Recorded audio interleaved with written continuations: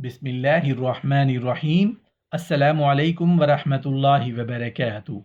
جنت میں جانے والی چار عورتیں۔ محترم ناظرین، عورت کی محبت کا کوئی ثانی نہیں۔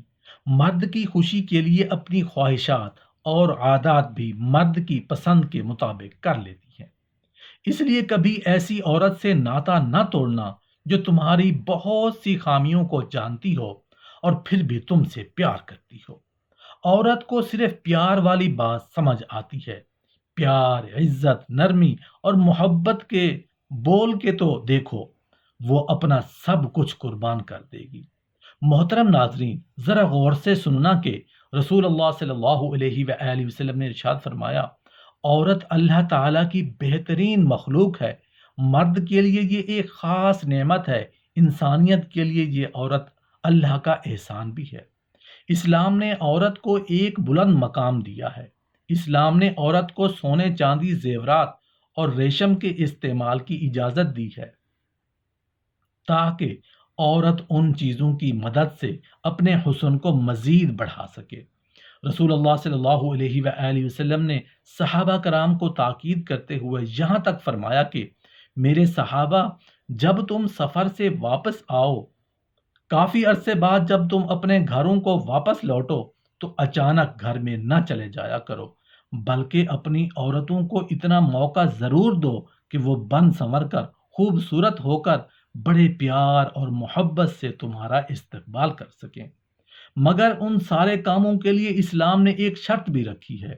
عورت بناؤ سنگار کر کے مارکیٹوں کی زینت نہ بنے، عورت بن سنور کر بازاروں کی رونق نہ بنے۔ عورت اپنے آپ کو مزید خوبصورت بنائے صرف اپنے شوہر کے لیے، اپنے شوہر کو دکھانے کے لیے بناؤ سنگار کر کے غیر محرم مردوں کو اپنا آپ پیش کرے گی، خود کو دکھائے گی تو پھر اللہ ناراض ہوگا، مدینے والا ناراض ہوگا۔ اسلام نے تو یہاں تک عورت کو کہا ہے کہ جب ایک عورت دوسری عورتوں کے سامنے جائے اپنے کپڑوں کا خاص خیال رکھے۔ فرمایا اپنے کپڑوں کا، اپنے بچوں کے کپڑوں کا خاص خیال رکھا کرو۔ ایسا لباس ہرگز نہ پہنو اور نہ ہی اپنے بچوں کو پہناؤ جس لباس سے بے پردگی کا اندیشہ ہو، جس لباس سے بے حیائی کا اندیشہ ہو۔ ایک عقل مند شخص نے اپنی بیوی سے کہا کہ جب تم مجھے ناراض دیکھو تو فوراً مجھے راضی کر لینا، اور جب میں تجھے ناراض دیکھوں گا تو فوراً میں تجھے راضی کر لوں گا، نہیں تو ہم دونوں اکٹھے ہرگز نہیں رہ سکیں گے۔ رسول اللہ صلی اللہ علیہ وآلہ وسلم نے فرمایا، صحابہ، میں تمہیں ان عورتوں کے بارے میں نہ بتاؤں جو موت کے بعد، مرنے کے بعد قبر سے سیدھا جنت میں چلی جائیں گی۔ صحابہ کرام نے عرض کی، آقا ضرور بتائیں، وہ برکت عورتیں کون کون سی ہیں؟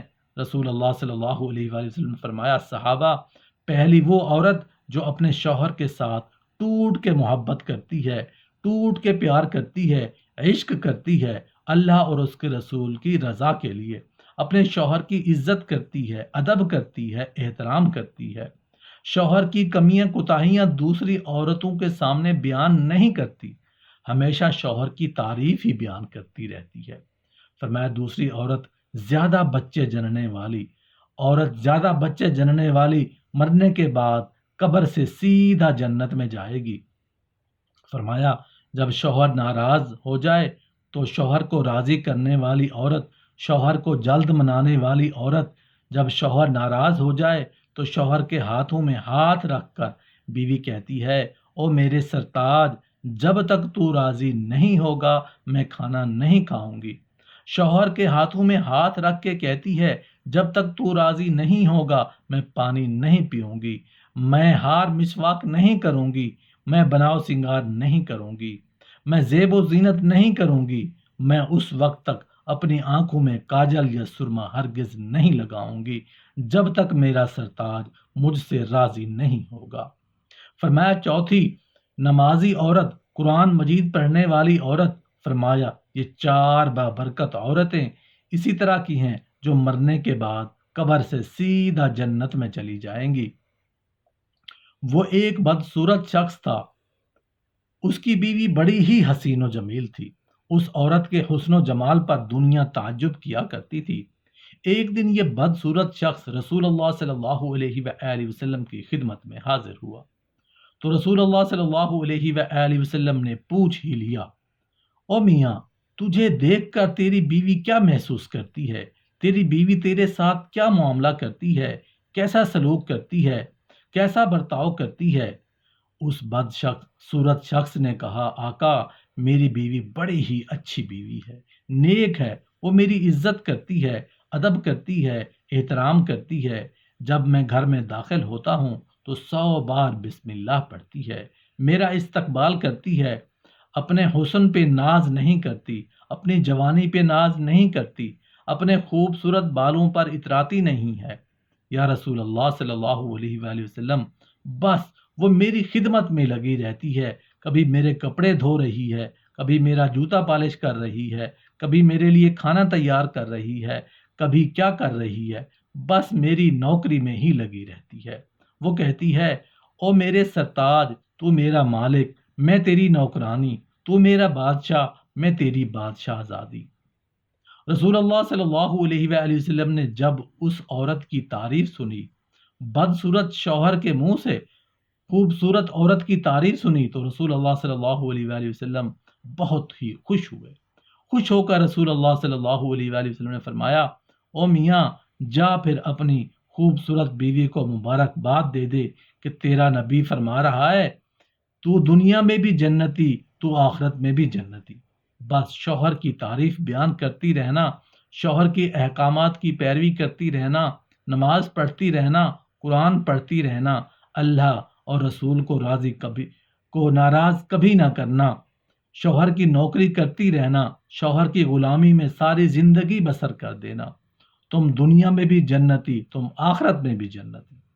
ایک دن یہی دونوں میاں بیوی کہیں کھڑے ہوئے تھے، ایک شخص وہاں سے گزرا، اس بدصورت شخص کو دیکھ کر کہنے لگا کہ اس شخص نے کوئی ایک آدھی نیکی کی ہوگی، ایسی اچھی نیکی کی ہوگی جس کی جزا پر اس کو اللہ تعالیٰ نے بیوی عطا کر دی۔ یہ سن کر اس خوبصورت عورت نے کہا، بھائی، یہ نہ کہو کہ میرے شوہر نے کوئی نیک عمل کیا ہوگا، بلکہ یہ کہو کہ میں نے خود کوئی ایسا نیک عمل کیا ہے کہ اللہ مجھ پر راضی ہوا، کہ اللہ نے اس جیسا شوہر مجھے عطا کر دیا۔ نادانو، تم اس کی کالی شکل کو تو دیکھ رہے ہو، یہ نہیں دیکھ رہے کہ اس کے اندر سارا نور ہی نور بھرا ہوا ہے، اس کے اندر تو سارا حسن ہی حسن ہے، اس کے اندر تو ساری خوبصورتی ہی خوبصورتی ہے۔ اور جو شخص نماز پڑھتا ہے، قرآن پڑھتا ہے، اللہ اللہ کرتا ہے، دین کا درد رکھتا ہے، دین کی محبت رکھتا ہے، میری فکر کرتا ہے، میری دیکھ بھال کرتا ہے، اس سے بڑا اچھا شوہر بھلا دین میں اور کون سا ہو سکتا ہے؟ آپ لوگوں کو پتا ہے کہ میری بیوی کے درمیان لڑائی کیوں ہوتی ہے؟ میاں بیوی کے درمیان لڑائی کی 10 وجوہات ہیں۔ ایک دوسرے میں ضد نہیں ہونی چاہیے، کیونکہ یہ جو ضد ہے یہ لڑائی کی وجہ بنتی ہے۔ ایک دوسرے کے اخراجات پر سوالیہ نشان نہیں اٹھانے چاہیے، کیونکہ یہ جو چیز ہے نہ سوالیہ نشان اٹھانا، یہ پوچھنا کہ باقی کتنے پیسے بچے ہیں، کتنے لگا کے آئی ہو، اتنے زیادہ کیوں لگا کے آئی ہو، یہ طلاق کلامی کا باعث بنتے ہیں، طلاق کلامی کی وجہ بنتی ہے۔ شوہر کی اجازت کے بغیر گھر سے باہر چلے جانا لڑائی کی وجہ بنتی ہے۔